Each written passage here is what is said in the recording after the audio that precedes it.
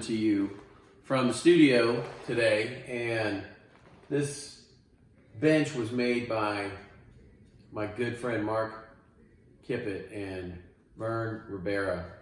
And Vern is a true American hero. He graduated from high school at 16 and enlisted in the United States Armed Forces. And before the end of the year, he was fighting in World War II.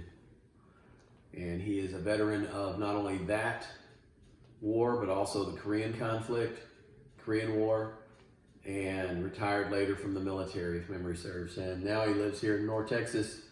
And he and my friend Mark, who is the commander of our American Legion post, make these benches. And he, even though he's in his 90s, he's still a able craftsman. And anyhow, I just wanted to share that really cool story about, how important it is to honor those who have fought to keep us free. Because if you ever have a question about whether or not you have true freedom in America, I'd encourage you to watch a documentary about the concentration camps, the liberation of the concentration camps after the fall of Nazi Germany, after the United States and Allied forces ripped that axis of evil apart, and see what was what the will of madmen being imposed on compliant and passive people.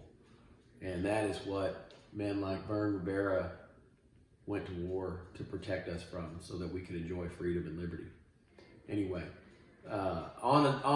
back onto legal topics. Today I'm going to talk to you about what's going on with new DWI, driving while intoxicated, offense legislation, because there's a whole bunch of new changes, and I've touched base before recently, right after the new law went into effect, about the end of the old surcharges, and now there's this issue with the super fines, is what we tend to call them in the business. But there's also a whole lot of changes to DWI law. So anyway, sit back and enjoy. I hope these videos are informational, informative, uplifting, and positive. That's what I try to make them to be. I believe social media should be a force for good in the world, and that's what I try to do with it.